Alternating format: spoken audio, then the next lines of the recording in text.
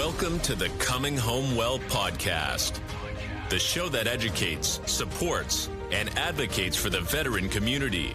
Your host, Dr. Tyler Piron, U.S. Army retired, will bring you exciting conversations with amazing guests about resources, research, and military history, all geared to helping our warriors to come home well. Here's your host, Dr. Tyler Piron. Welcome back to Coming Home Well. I'm your host, Tyler Piron, and today we're going to talk about something that is happening all the time. First responders that can't really continue in their job. They either got hurt, something happened, and they're no longer able to continue in their chosen profession. And Randy Sutton has been doing this for a long time. He's a police officer. He's been in a bunch of different departments. He's written a bunch of books.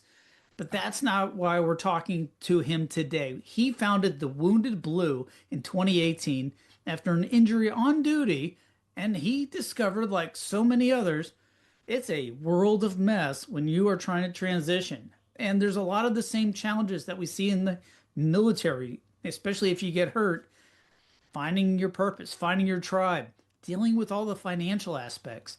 So we're going to have Randy on to talk about all these things, and I don't want to steal all his thunder, but Randy, thank you so much for joining us on Coming Home Well.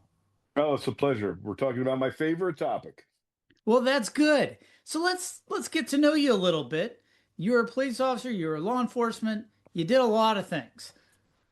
I did. I had a great career. My career spanned 34 years. So you're just getting started. I know. Someday I'm going to figure out what I want to be when I grow up. I've said that exact phrase myself. So I started off in Princeton, New Jersey, my hometown, and I became a police officer at the ripe old age of 19 and began my career there. I did 6 years there as a patrol officer, 4 years as a detective, but it was a 30-officer department in a college town and my hometown. And I just got bored, and I wasn't being challenged. We were a well-paid department. I was at the top of my pay scale. I had by all accounts, I had a great job, detective, but I just wasn't fulfilled. So, much to the chagrin of my contemporaries, I decided to start all over again. Tested with the Las Vegas Metropolitan Police Department and began my career all over again. Went through the academy, went through field training. Became a PO again, and I never looked back. It was the best decision I ever could have made for the challenges that I wanted. I wanted to be a cop who was in the mix in a very challenging place, and I found it with the Las Vegas Metropolitan Police Department. I did 24 years with Metro, retiring at the rank of lieutenant. And as you alluded to, I retired at a time when I did not expect to retire. And that changed the trajectory of my life. So I'm just going to ask you, when you were selecting where you're going to be a police department, you weren't watching episodes of Cops and going, oh, that one looks good, because every department you mentioned has been on Cops at one time or another. I almost expected you to talk about Lakewood, Washington. I used to live there, and it was on Cops all the time as well. The Cops TV show. But obviously this was prior to all that. But very active areas and very, very not sedentary, sitting around policing. Well, it's funny you mentioned TV show Cops, because I was on the TV show Cops a number of times. In fact, I was one of the most featured officers on the show. And the first year that the show came out, I was on it. Oh, really? I didn't know this, folks. That was 1989. 1989. I didn't know any of this. But I was like, hey, I know those departments, and they're always on that show. And I watched it a million times. We'd all laugh and use it as training on what to do or not to do in those kind of crazy situations. Well, being on the TV show Cops literally impacted my life in a lot of ways, including to this very day. Being on that show and having a relationship. I was on that show numerous seasons. I've been on many of their specials. Maintain a very important relationship with them because they are huge supporters of the Wounded Blue. And so that relationship continues. We're talking almost 40 years later. Wow. So It's So very here I am interesting. making a funny, but in reality, it was a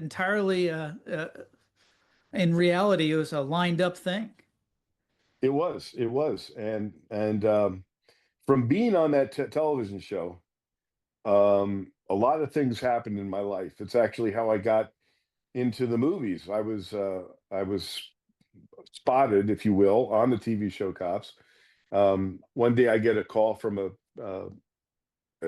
a, uh, a talent scout, talent agent. Hey, there's going to be a film shot in Vegas, and the director is looking for realism in the part of a police officer. Would you come down and do an audition? So I went down to this one of the strip hotels.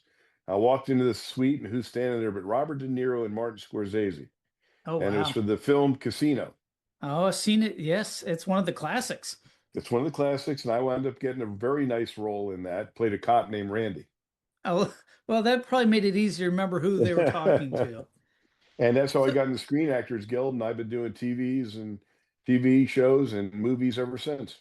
oh, that's amazing. So let's back up. So you've spent a number of years, 34 years in uniform, out in the heat, out in Nevada. When New Jersey to Nevada, that's a big change. You Sure must have loved was. it because you stayed there a long time. Uh, I know they have a lot of different things, but then something happened and you had to change careers sort of unexpectedly. But I had a good run. 34 years is a good run for a cop. That's a good run Um, for anybody in it's a good anything. run. It is. It is. But I fully expected to do more years with the Las Vegas Metropolitan Police Department. But I suffered a stroke in my police car on duty in the middle of Las Vegas Boulevard. And it was Wow. literally the most frightening moment of my life. I would I was the watch imagine. commander that night, and whenever I was watch commander, I would take a patrol officer with me because I could get to know my people and know what's really going on. So I had this young man with me, never ridden with me before. We're driving down Las Vegas Boulevard, the famed strip, right in front of Bally's Hotel, 2:30 in the morning, and I literally felt my brain slowing down. Oh, And wow. I knew what was happening. I knew I was having a stroke, and I stopped the Wow. police car, and I mean, I I would know something is wrong. I don't know that I would know it was a stroke. well, I had some medical training, so I knew what was happening. And I turned to this kid. I said, "Get me medical. I'm having a stroke." And this poor kid looked at me like, "Hey, what's going on here?" And I got out of the police car to go around to the passenger side in case he needed to get me to the hospital, and started speaking gibberish. Mm, And I knew I was speaking gibberish, but I couldn't control it. But what my brain was saying was not what I was trying to say. yeah, And then I lost the ability to speak and move altogether and crumpled to the pavement and lay there helpless, unable to speak, unable to move, unable to communicate, but aware of everything. that has to be the worst part about that entire It was experience. it was the most fright. It literally was the most frightening moment of my life, and I've had a few frightening moments. I actually wasn't afraid to die. I was afraid to live like that. Mm. And I was actually praying to die. So the young man that was with you, did he freeze? Did he race you to the He did hospital? What exactly what happened? he should have done. He called for help. And then while I lay there, tourists are walking by me taking my picture. Oh God. Yeah. And but they got there. I heard the sirens coming. It's a very comforting sound to hear the cavalry on the way. Hmm. Um, and they got me to the hospital, and that angel that's been on my shoulder my entire career was with me again. The clot went through my brain, did its damage, but left me mostly intact. And I was in the hospital for like a week, and I was feeling good, and I'm ready to go. I mean, I'm ready to get discharged. And the doctor comes in, and he sits by the bed, and he says, "So Randy, how you feeling?" And I said, "Quite honestly, I feel great. I'm ready to go. I'm ready to get back to work." And he looked at me and he said, "Well, um, here's the thing. You have a very serious heart condition, and nothing that we did is going to preclude you from walking out of here and having another stroke or heart attack. You Oh need to wow. prepare yourself for your own mortality."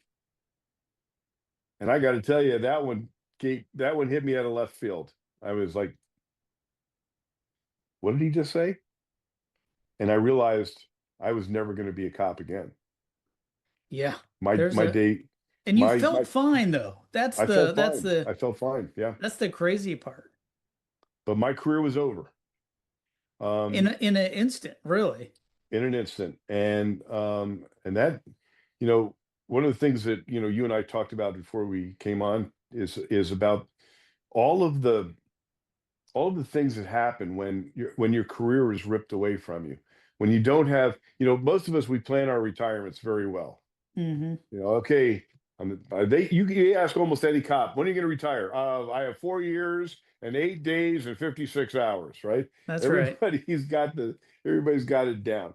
And I had my plans, and my plans suddenly changed in ways that I had never anticipated.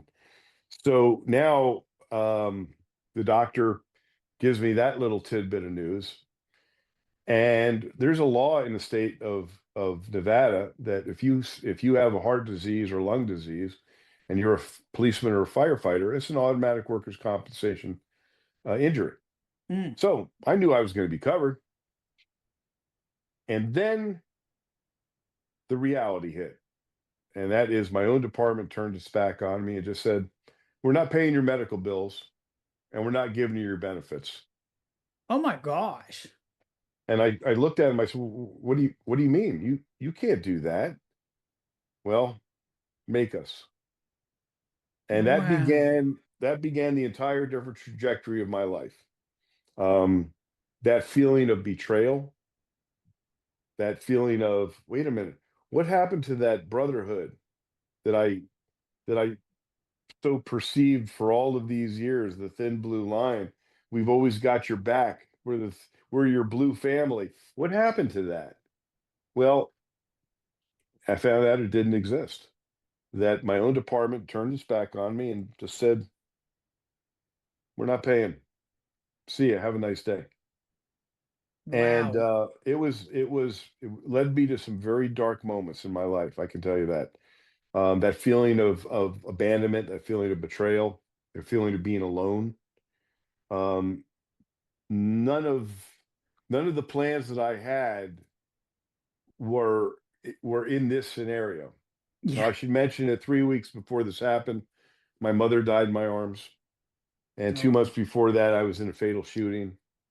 So there was a lot going on besides what I found out was a severe heart condition. My mother actually died from the same thing that I have. Oh, wow. And so it was a very dark time for me. I mean, how in the world can they even do that? I mean, well, that's what I asked. I said the same thing. I mean, I went to, the Metro is a big department. We're the ninth largest department in the country. It's huge. So I go to the sheriff who I worked with for 24 years. And I said, Sheriff, how do you treat me like this? And he looked me in the eye and said, Randy, this isn't personal. It's just business. And he was telling me the truth. I didn't know it at the time, but he was telling me the truth. You see, I was no longer an asset to the department. I'm now a financial liability. And they treated me like just that, a financial liability.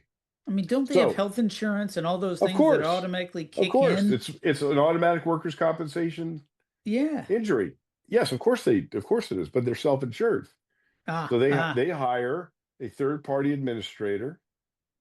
Now, how do third-party administrators, insurance companies, how do they make money? Denying claims. So that's what they did. They just said, well, no. And I had to get an attorney. It took well over a year. They lost every single hearing, and yet they continued to spend tens of thousands of dollars of taxpayers' money to fight me. Well, the lawyers are going to continue the fight because they're the ones wanting to fight and get billing. Of course. That's just shocking. It was more than shocking to me. I mean, I could see this at like a small podunk place. I couldn't see this in, Las Vegas or NYPD or, CHIPS or, one of the big agencies. This wouldn't happen in NYPD. Right. Because they have much stronger laws and much stronger unions. But anyway, they, after about a year and 4 months, you see, they knew they were going to lose. This is the craziest part. and this is the most difficult part for people to comprehend. They knew they were going to lose, but they also knew it would take over a year. So they were playing the game that maybe if we stall this and stall this and stall this, he'll die. And when Yeah. you realize that your department would rather have you dead than pay a few dollars in benefits, it's a really harsh reality, man. That must have been a real double kick in the stomach and a It kick in the was. nuts. Because It was. first you're dealing with the loss of your career, and then really the betrayal of the benefits and camaraderie of people you've worked with for 20 plus years. Yeah. And here is the harsh reality. Once you're out the door, it's Randy who? Yeah, in like 2 weeks. Yeah, right, like 2 weeks. I mean, Right. that's the way the military works. I can attest to that. It's, Yeah. who's that guy who was here? He was here for 3 years, 5 years, whatever. Yeah. And Yeah. you went out to lunch like every other day, and boom, the brain just works that way. So there you are. When did this happen, by the way? I retired in 2010. Okay, so 2010, you're dealing with all this stuff. When did it finally get resolved? Okay, hey, we're going to get you the workers' comp. We're going to get you, your all the things that you were due. Yeah, it took about a year and 4 months, year and a Oh, half. wow. And So those you're are sitting there right. I'm sitting, the and, bill collectors are knocking on my door. right? The hospital, they want their money. Yeah. They don't give a damn who pays it. My credit rating gets shot. Um, Wow. yeah, it's devastating. But eventually I did win, and I was given my benefits. And thank God, because the disability that I received is the difference between having a decent, you know, getting by and being okay. Listen, Yeah. none of us are getting rich doing this. Well, No, that's not true. There are some guys getting rich doing this, but that's true. not, most do not. So I've anyway, seen some lifeguards out in California. I'm just saying. yeah. There's some systems that they'll take care of you. But Um, mostly, and across the country, people are not getting rich being cops, especially in the local and state police. I'm kind of astounded. I've always worked for the feds, and when I look at the salaries, you got New York and some places where they're doing really well, but by and large, if you are in Alabama or yeah. they're doing like 15, $16 an hour to be a police officer. And I'm So like, just a couple days ago, a police officer was killed in Oklahoma, hmm and I just nice young man, 6 years on the job, gunned down, and I looked up his salary, and he's making $21 an hour. yeah, 21 bucks an hour. Gave his life, shot to death. And you're right. I mean, I deal with, in my capacity now as the founder of the Wounded Blue, I deal with police officers from all over the country. so let's talk And about the Wounded Blue. sure. How did you, obviously, this is born from your personal experiences getting knifed in the back. We always joke that we wore the level 4 plates in the back at the office. Yeah, Um, right. and there's some dark humor in that. Um, but you come out of this 2011, 2012, you're doing that period of time, and you're coming out of really dramatic changes in your life. You've been a police officer pretty much your entire adult life. You've been Right. in uniform, and all of a sudden you're cast adrift. No salary, no benefits, no money coming in, and you feeling they just want you to be dead and gone and by and no longer a problem. Well, I had my pension. They couldn't stop that, right? So I had my 24 years in the pension system. So I was able to live Hmm. while I was fighting for my disability and my medical. Um, so I was able to survive, but it was still, it was still a very devastating time. And Oh so yeah, now, and remember, the doctor said, "Hey, you need to prepare yourself for your own mortality." So now I'm thinking, well, how am I going to be remembered? yeah. Right? What's my legacy going to be? I'd written several books by then. I'd already written 3 books by then. And I was thinking it's going to be a book, but I don't know what it's going to be about. And then one day I'm watching television and I see an interview with a man named Frank Shankwitz. Now, that name won't ring a bell to you, but what he created will. He is the man who created the Make-A-Wish Foundation. Yeah. Yes, of And course. did you know that it was a cop that created the Make-A-Wish Foundation? I did not. He Though I was an Arizona. participated in a bunch of their Yeah. events. Well, Frank Shankwitz founded this organization. And this interview that I was watching with him, he was an Arizona highway patrolman, Arizona State Highway Patrol, DPS. And listening to his story about how he created the Make-A-Wish was an incredible story. I was mesmerized by it. And the reason he created it was because this is in the 80s and he was a motorcycle cop. Mm-hmm. And we all know the television show Chips. Oh, yeah. We all So grew up, one well, day, of a certain age, we all grew up on it. yeah, exactly. So one day he gets assigned to go to the hospital because there's a little boy who's dying of leukemia.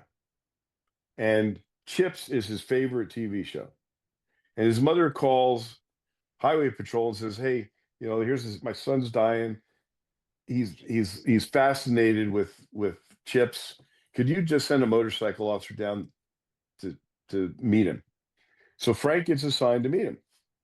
And he's an effervescent little boy. He's got leukemia, but when Frank meets him, he's very upbeat. He's got a great little sense of humor. And he says, "I want to be a policeman like you. I want to be a motorcycle policeman." So Frank gets the idea and he calls the commandant and he says, "Can we make this happen? Can we make him an honorary police officer?" And for the first time, probably in history, they did. And so Frank takes him down, puts him on his motorcycle, puts his helmet on him, and the little boy is giggling. He's happy. His mother is smiling. And so Frank calls the uniform shop and says, "Hey, I don't care if you guys have to stay all night. I need a police uniform for this kid." So they make this uniform. Frank delivers it the next day. He puts on the uniform and he says, "But I want to be a motorcycle policeman like you." And he points to the winged wheel that Frank's got on. And so Frank thinks they get a tricycle and they put some cones out in the parking lot. And he's in his little helmet with his little uniform on, and he goes through the cones and he says, "Am I a motorcycle policeman?" And Frank says, "Yes, you are." And he says, where's my wheel?" So Frank calls the jewelry shop up where they get him. He says, "I don't care what you got to do. I need a set of winged wheels right now." So the next day he goes and picks him up. And this is, before cell phones. And he gets a radio report, "Contact the station immediately." And they tell him, "Get to the hospital. Chris is the little boy's name. He's dying. And get there as soon as you can." So Frank gets to the hospital. He's got his little uniform up there hanging up. He's in a coma. And his mom is, of course, beside herself. And Frank pins the winged wheel on the uniform. And Chris wakes up while he's doing it. Hmm. And he says, "Am I a motorcycle policeman?" And Frank gives him the uniform. And he puts his hand on the winged wheel and starts giggling, and then put his head back and died. Oh, wow. I So, can't believe I've never seen this story or read about it. well, there's a movie called Wishman that you can get on Netflix. I'm In gonna fact, have to go watch it. Yeah. I'm in the movie. Oh, look at you with your I got to be in the IMDb movie. references pulling out deep. So I meet Frank. I call him, and Frank thinks, "You know what? If I can do this for this little boy, I can do this for other kids." And that's how Make-A-Wish was born. Wow, I So didn't know any of that. I know. It's an amazing story. So I was listening to it, and then I knew what I was going to do. I was going to do a book, and it's called The Power of Legacy: Personal Heroes of America's Most Inspiring People. I went to meet Frank. Mm-hmm. And Frank's a larger than life kind of guy, man. He's a real honest to God cowboy. Sounds like it. Big old 10-gallon hat. I meet him in a little town in Arizona, and we become fast friends to the point where when I came up with the idea for the Wounded Blue, he was my first board member Oh, that's awesome. and was one of my closest friends till the day he died. In fact, you'll see here I have a gold chain. That was my grandmother's. That wedding ring was my father's. The little heart was my mother's, and that medal, St. Christopher medal, was Frank's. Oh, wow. So he's still That's with about me. as close as it gets. So um so Frank became a huge part of my life. And when I came up with the idea of the Wounded Blue, he helped me with it and was part of it literally till the day he died. That is amazing. So you decided, hey, I'm going to do the Wounded Blue. And what is it you do? What is the purpose, function, mission of the Wounded Blue? So, it's amazing. There's a philosophy that I was born from all of this for me. And that is, you cannot choose your destiny, but you can create your legacy. And what happened was people started reaching out to me. Now, so, besides being a cop, I've been a writer, been an Mm-hmm. actor, written, books, been in the movies, been a law enforcement trainer for decades. So I was very visible in the law enforcement community, especially for being on the show Cops. So Facebook was becoming a big deal. And I started getting messages from cops from all over the country. Randy, I know you don't know me, but I was shot in the line of duty. They've thrown me away. Randy, I was paralyzed when my police car was hit and they tossed me aside like an old shoe. One after another from cops from all over the country, not because I could do anything, but only because I was visible and they had And no they one to someone to reach out talk to. to. Yeah, And I to realized hear that it. this is a national issue. Mm-hmm. And every one of these communications ended with, I feel forgotten, I feel alone. So if you look at our motto, we are never forgotten and never alone. And that's why I created the Wounded Blue. We are a peer support organization. I have a team of amazing cops. Everybody's been shot, stabbed, beaten, run over, screwed up and screwed over. They've faced demons, they faced personal post-traumatic stress and come out on the other side. Mm-hmm.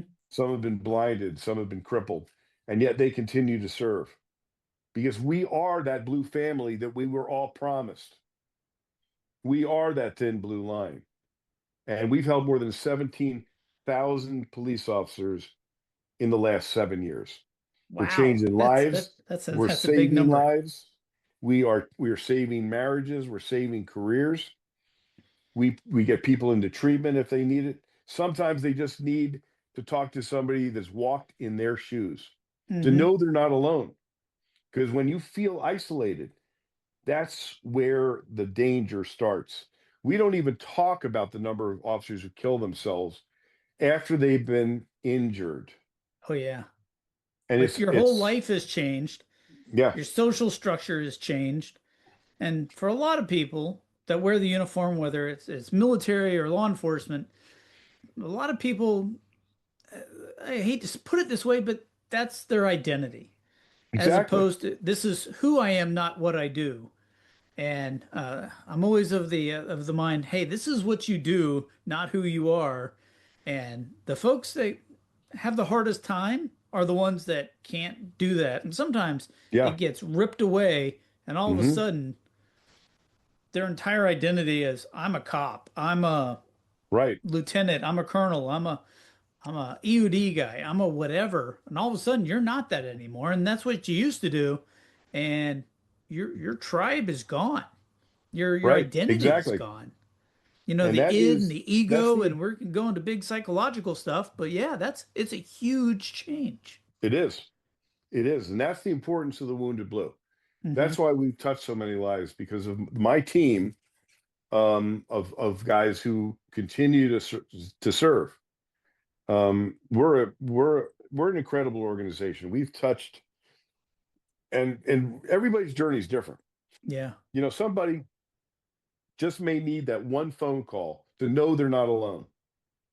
Some may need to get into a rehab because they started drinking or drugging. Mm-hmm. And we have great resources. We get people into treatment all the time. Now it's interesting because we're in our where we are in law enforcement today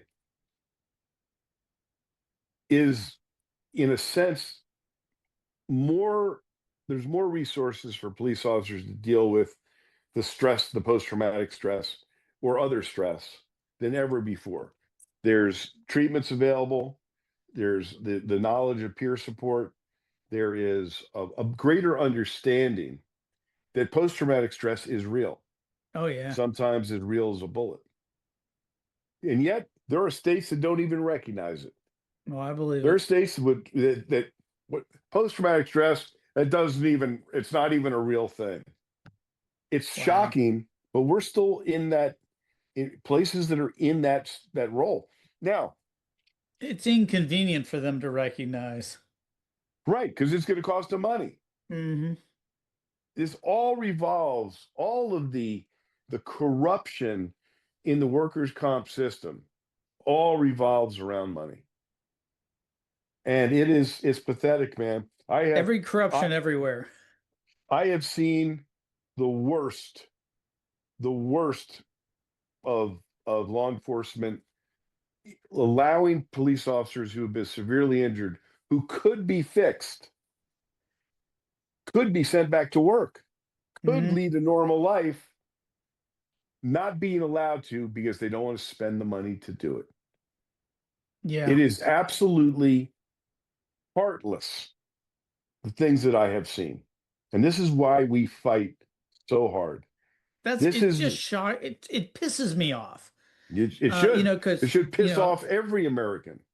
Because you have the military who has been really leading this charge. I can picture back in 2002. I've been in the Army since I was in 93. So one way or the other, working for the federal government, it didn't exist. I mean, we knew about it, shell shock, a little bit, kind of weirdos. But 2003 to 2006, when people are getting blown up with IEDs and TBIs and PTSD, the change from that period of time to now is orders of magnitude, just so Incredible. dramatically different. Right. I mean, it used to be you didn't go to get mental health treatment because you didn't want to lose your job as a cop or lose your security clearance. And if you did, even if you were having significant challenges, you were going to lose one or both of those things. Right. Now we've recognized, hey, easier to fix, to get ahead of it. You may still have some challenges, whatever, but there's a process. And if it's from combat, you don't even have to report it as a security clearance issue. We recognize, hey, that's a really life-changing event. Hey, we'll get you some help, and it's no longer a big deal. How many times are officers involved in very similar type of things? Officer involved shooting, crimes against children. My wife did crimes against children for a number of years, and we never had a babysitter. Like, she doesn't say it bothers her, but Right. but we've never had a babysitter. And these type of things where you see them and you're exposed to them time and again, and go, oh yeah, you're fine. Yeah, no, don't worry about it. It's not a real thing. That's just insane to me. Just insane. So you form the organization. What is it? You get help. You have a way for folks to reach out. What are the type of services you might offer? Is it referral? Is it a person to listen to? Is it all the above? It's all the above. We're since everybody's journey is different. Once you become injured, either physically or emotionally and psychologically, one of the things that makes us so unique is we're a resource for every cop in America. Let's face it, peer support is becoming a big deal in police agencies around the country. And I welcome that. Unfortunately, even the departments that do it right or try to do it right, there are some blockades there. First of all, cops don't trust their departments. Sorry, Well, that's the there's a reality. reason in there. And there's been there in many places, there's a big reason for that. They don't trust their chiefs. They don't trust their Mhm. administrations. They don't trust their counselors because they think that they're going to go back and tell the chief. Sometimes that actually happens. Oh, So yeah.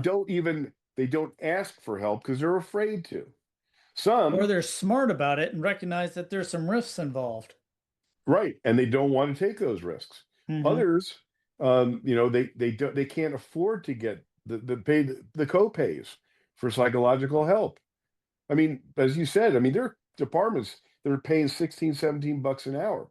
They can't pay the co-pays. Oh, yeah. So we work with a lot of different resources. And when somebody comes to us, believe it or not, 80% of the people we talk to are referred by people we helped. And That that's a makes big sense. deal. That's a Man, big deal. that's what an endorsement. It is. It really is. And but the other way, and we're still we've been in business for like 8 years now. We've been active for about 8 years. Hmm. But most cops don't even know we're here. Most cops don't even know we exist. And so Yeah. it's a constant battle letting people know that we are your resource. Not only are we a resource for every cop in America, we're a resource for every retired cop in America. Talk about an Yeah. underserved community, Yeah. right? Nobody I even mean, knows how many retired cops are killing themselves, oh, I know it's a lot. I've but you guarantee it's a lot. So we are not only we're also a resource for every department in America. See, here's the thing. We're beholden to no one. We're confidential. And I've had plenty of chiefs bring me in or bring my organization in after there's a traumatic incident to do the critical incident debrief because they're not set up for it. yeah. And those are leaders. Those are people who care about their cops. And there are some great police leaders out there. There's a lot of shitty ones. There's a lot of egos out there. There's a lot of personal vendettas going out there. Oh, But sure. there's also a ton of great leaders, and I get to meet both. I've Hmm. seen the complete dichotomy of cops, The entire of range. leadership. Yeah, yeah. So I've often said that when you are dealing with people, you really don't know what kind of leader they are until they're under stress.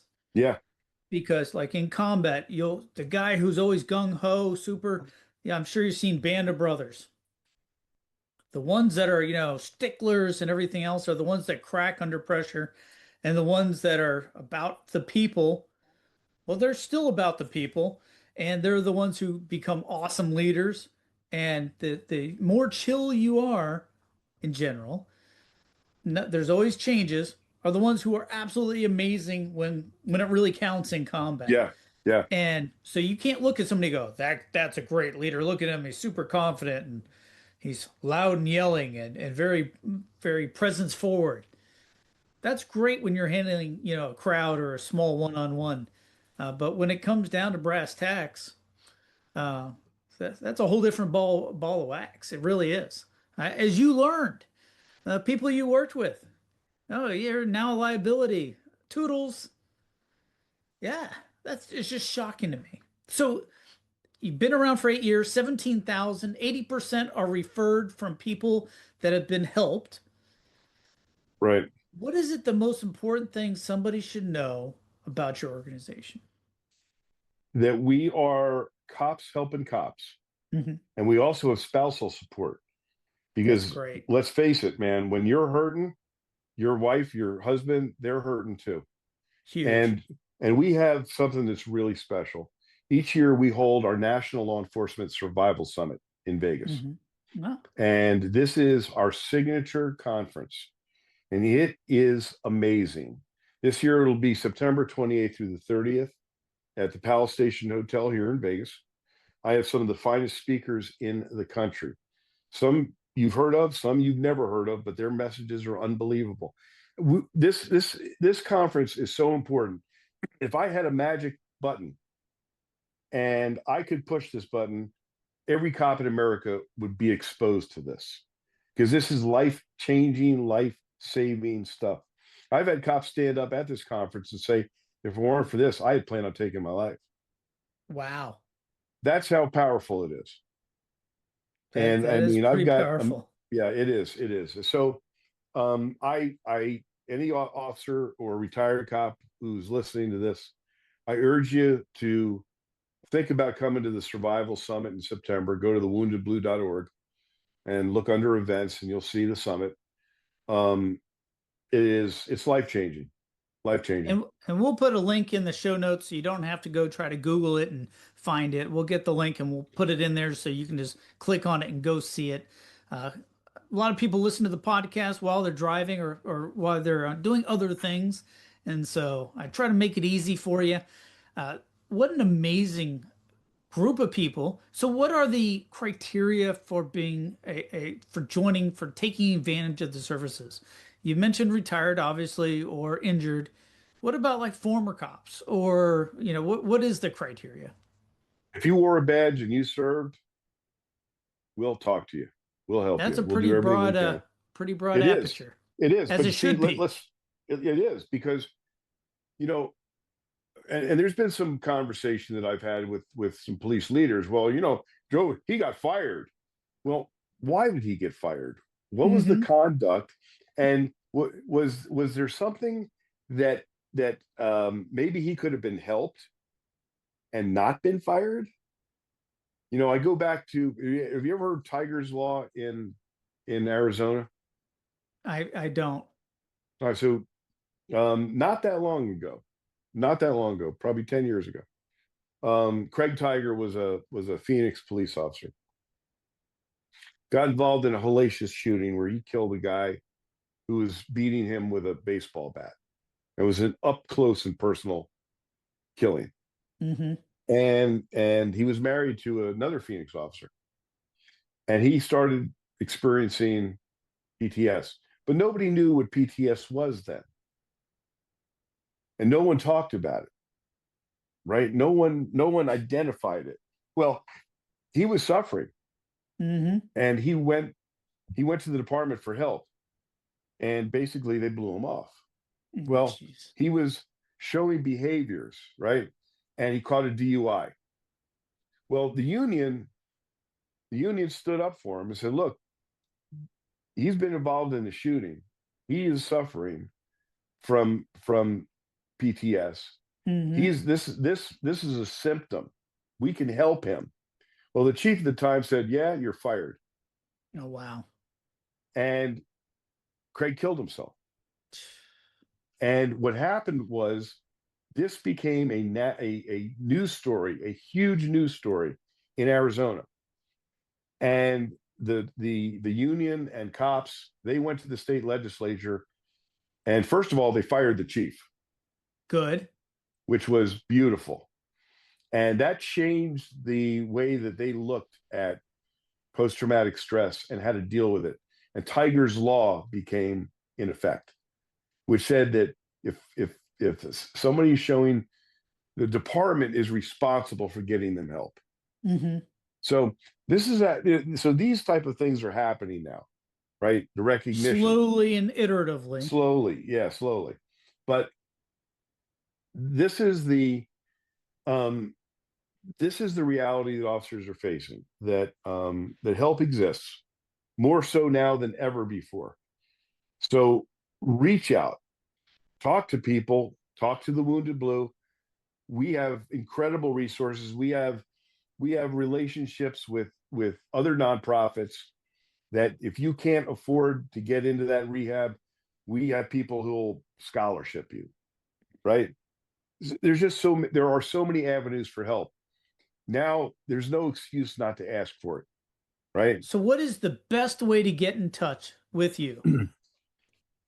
Our website, thewoundedblue.org, just hit that contact button. We'll get back to you. We also have a 24-hour hotline that is answered by a peer. That phone is answered 24/7 by a cop. Hmm. And we will assign somebody to you. So there's the website, there's the hotline number, social media. We have like 90,000 followers. People contact us through Facebook. or Instagram and say, hey, you know what? Can I talk to somebody? Yeah. There's And so many it's usually avenues. 2 a.m. when some bad shit's about to go down. Yeah, exactly. And then I speak all over the country.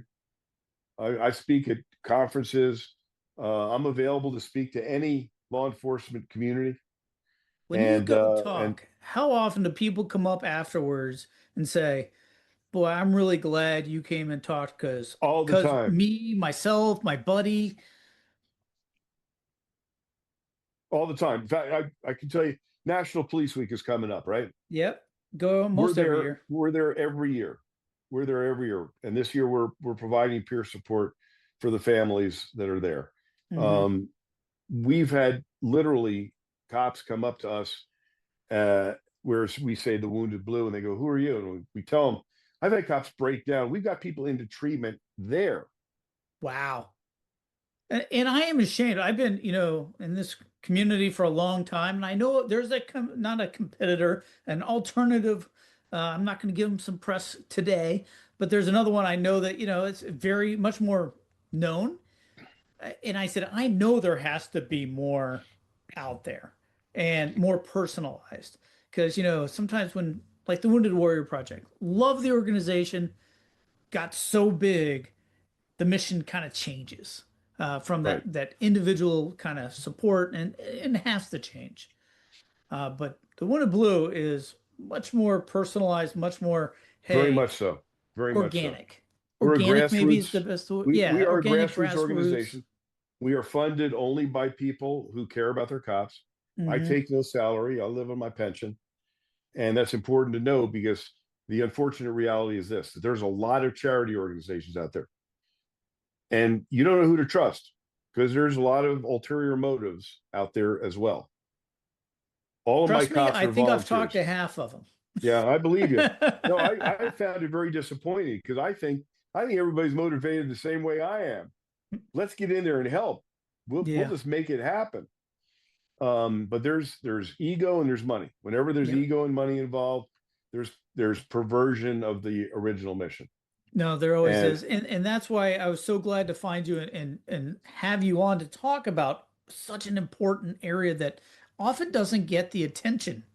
yeah, The military gets lots of attention simply because, yes, we've been at war for 25 years. right. But cops have been dealing with these challenges for decades and decades, and it kind of gets sloughed off because it's not a national problem in that it's small departments, sometimes, 4 and 5 folks at a university or in a little town or a county sheriff's office.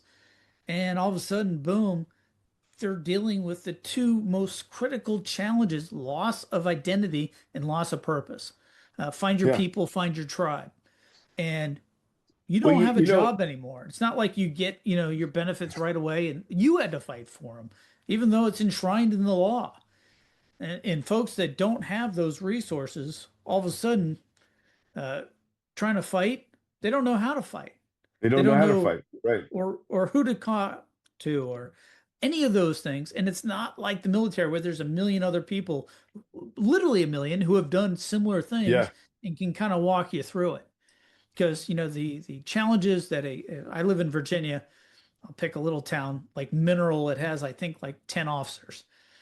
Boom, if something happens, it's a town, or up in Connecticut where my dad lives. There's a little department every other 20 feet, it seems. I guess same thing up in New Jersey. Each one are Yeah. independent Hmm. and have their own budgets, their own challenges, and there's the way they do things are going to be radically different than other places. Um, And very often, these some of these departments, especially smaller ones, they've never dealt with a critically injured police officer. It's never right, happened. right. So some of them aren't doing it out of maliciousness. They're not doing it out of uncaring. They don't know what to do. Hmm. And that's why one of the things that we do with the Wounded Blue is I go around the country with my training partner Bob Bemis, who's a catastrophically injured Pennsylvania state trooper, and we have a presentation that we give to police organizations, police departments, called the supportive leader, Mm. where we address this. And believe me, a lot of these police leaders, it since they've never experienced it, they don't know. But the time to figure that out isn't when it happens. Yeah. You have to have policies in place. You Yeah. have to have the ability to say, all right, if this happens, what are we going to do with this guy who can't work on the road anymore? Are we going to just abandon him? Are we going to find a place for him? Yeah. Can he go do fingerprinting or, Yeah. something?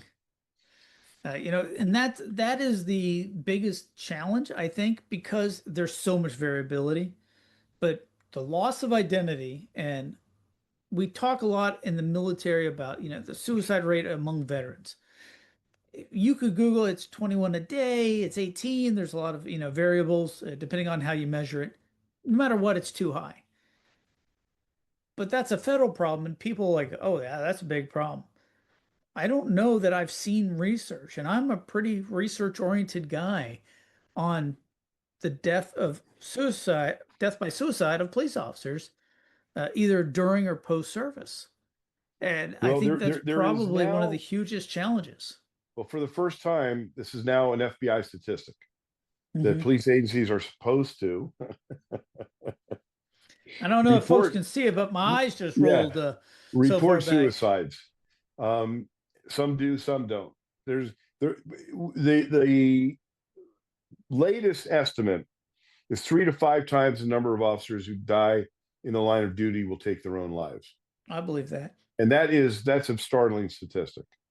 And I believe that that's accurate, and I believe it's higher for retired cops. Hmm. There are no statistics for that. Well, right. And I was So, thinking retired. Yeah. Because, yeah. we every year, Police Week, we honor the folks, and that's the active duty deaths, and it's always a shame and a tragedy. Fortunately, they've been trending downwards, Mhm. but the number of on duty or active service suicides, I don't think I've ever heard, and I know I've never heard of retired. You hear anecdotally, Anecdotally, uh, yeah, yeah, but never in a comprehensive sort of national way. right. That's an area I think I need to reach out. I don't even know who would be like the responsible There isn't agency. anyone. There is none. Yeah, There is none. It doesn't like the exist. VA kind of does for veterans. Yeah. They can put a bunch of effort into a research effort. I don't know that there maybe DOJ somewhere, but yeah, that's a huge thing. So been around for 8 years, lots of success stories, lots of effort to reach out to folks, 24-hour contact. Just reach out, whether it's by phone, go do the contact on the website, go on social media, send a message. You don't want to not reach out. That is, you're talking to other cops that have been there, have been dealing with some of these challenges. Nobody's a story, like history. There's an old saying, history doesn't repeat, but it sure does rhyme. And it's the same thing. Your story is unique as your individual circumstances, but other people have been through similar things and come out on the other side and can help you get to the other side and a lot safer, a lot better, a lot healthier. Boy, Randy, I am so impressed with your organization and the effects it has, and being able to reach out and get in contact with all the people that are eligible that should be able to know to reach out is huge. So, is there like maybe one or two anonymized stories that sort of stick with you since you've been uh, doing this entire mission? Yeah. I'm gonna end this on a happy note. I like happy notes. Yeah, happy notes are good. You start out with tragedy and end with a smile. So there's a Texas police officer. Guy's in the best shape of his life. He's a triathlete. He and his wife are very active out in the sports world, and he's loves being a cop. He's in a smaller agency, 100 some cops in mid Texas. Gets involved in a fight with a homicidal teenager who's trying to kill his grandmother. During the fight, the officer wraps his hands around the guy in a bear hug, and during the fight, he falls back and his spine hits the curb. Ooh. And he loses all sensation from the waist down. They get him to the hospital, and it's a rural hospital. And they say, you need surgery, but we don't have a surgeon that can do it. And so instead of air flighting him to Houston or Dallas, they told him to go home. Oh my God. I know. And that began his nightmare, because workers' comp said, you went home, we're not giving you any treatment. And that began the years-long nightmare that when we met him, we bought him a wheelchair because he couldn't walk. Wow. He's forced, he's asking the department for help. They're denying him. They're denying him surgery. They're denying him the proper treatment. They told him, if you don't come back to work full duty, you're fired. So he walks, he's in the building, he can hardly walk, and he falls down the stairs. And they say, well, you can't work. Luckily, the sheriff in the county knew him and knew he was a very talented human trafficking investigator. So hired him in that capacity and supported him. Took a hell of a pay cut, but at least he had a job. Meanwhile, he's fighting the system for years. They give him substandard medical. He goes through 21 surgeries, and they botched them all. When we met him, he was told he would never walk again. And, of course, he's on painkillers. His family life is horrible. In fact, what saved his marriage was coming to the National Law Enforcement Survival Summit. That's where we met him and his wife. And that's where we began helping him. And because of that, they realized that they've got issues that they need to deal with. And they got help. We helped them immensely. Mm-hmm. Well, let's fast forward. The pain that he's in is incredible. It's now been 6 years. And they're still fighting him to get any treatment at all. He's just begging for help. And they're denying him and denying him and denying him. Well, amongst the things that I do besides being a cop is I am a commentator on national news about law enforcement topics. And I don't get paid for it, but my deal with them is they introduce me as retired police lieutenant and founder of the Wounded Blue. And then if there's an opportunity, I get to speak about the Wounded Blue. Mm-hmm. Well, that type of outreach is, you can't put massive. A price on it. Yeah. So one day I'm talking about officers being injured, and I got to talk about the Wounded Blue. 20 minutes later, I get a phone call. Hey, you know what? I saw you on Fox News. I support law enforcement. And this is during the George Floyd insanity, right? Where the cities are burning. There's rioting in the streets. It's all the cops' fault, et cetera, et cetera. He says, I support law enforcement. Tell me more about your organization. And that wound up to be about an hour and a half conversation. It was very clear this guy knew charities. And when he asked to see my 990s, which are your tax forms that every charity has to show how you spend your money, he looked and he called me back. He said, I noticed you don't take a salary. I said, no, I live on my pension. Everything goes into the programs. He says, and this is right at Christmas time. He says, watch your mailbox. I'm going to send you a Christmas present. 3 days later, there's a check for $100,000. Wow. The biggest donation we've ever had. Well, that began a relationship that lasts to this day. Now, here's the weird part. I don't know who he is. Huh. I call him the voice on the phone. Like, is it like a family foundation, just sort of a separate organization that sends out? He wants to remain completely anonymous. And he says, Randy, if you can touch somebody's life, you let me know what it is that I need to do. So he introduced me to, and he supports a lot of special forces charities. Mm-hmm. And he was telling me about a special forces guy who was told he would never walk again and how he was suicidal, et cetera, and so forth. And this guy knew one of the finest spinal surgeons in the United States in Virginia. And he sent this special forces guy to him. Well, he's riding horses and he's got his life back. And I said, wait a minute. I said, I have a guy. I have a guy. I I have know a a guy. guy. He needs help. We sent him to the Virginia Spinal Institute. And well, after he was told he would never walk again. 4 months ago, he danced with his daughter at her wedding. Oh, amazing. And his life is back. His life is back. This surgery cost hundreds of thousands of dollars that we paid for. Wow. Yeah, that connecting people to the resources that they need at the time they need them is the biggest and hardest challenge, I think, in the entire nonprofit space. There's a lot of people who provide services. There are, and there's amazing organizations that do wonderful things. But if you can't get what they need when they need it, especially when they're, going through crisis, Right. that has always been my like driving factor is let folks know about the resources and get it to them when they need it.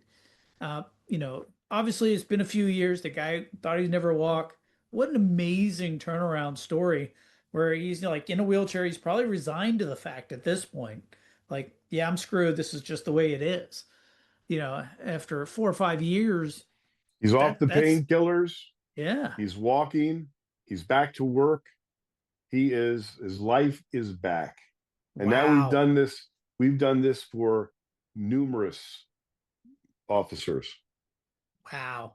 And that wasn't available through their department, through their state, Their departments abandoned them. Abandoned them. And what about workers' comp and things like that? Workers' That's not a comp thing that I know about, but it's one of the most corrupt systems. And every department is different. Every state law is different. The way you're going to be treated in New York is going to be completely different than the way you're treated in Oklahoma. Although the law is there to protect the worker, the devil's in the details, and there's a lot of corruption involved with that. There's kickbacks, there's substandard medical care, there's all kinds of perversions, and this is one of the things that we fight. We fight this all the time. So I wanted to leave on another positive note. Some of the advocacy that you do. Are there any bills or things that you're currently working on that you're advocating for that folks should be fired up and go write their congressman or reach out to their state senator or any of those type things? Right now we are working with some lawmakers to help improve the public safety officer benefit, which is if you die in the line of duty, your family is going to get about $450,000. And most people don't know that there's also a benefit if you're catastrophically injured.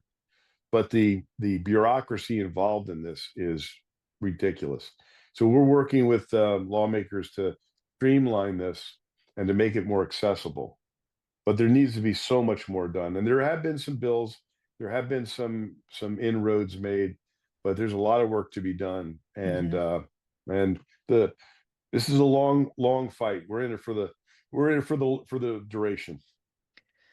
We've been talking with Randy Sutton, no relation to Popcorn Sutton, with the Wounded Blue. You might have seen him on a number of TV shows like Cops, in the movies. He's got an IMDb listing I found out today.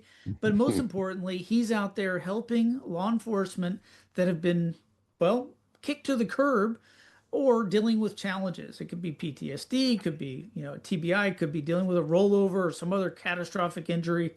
If you are in that bucket, if you've worn the badge and you need some help, even if it's a little help, reach out. They probably have the right people to talk to get you the resources.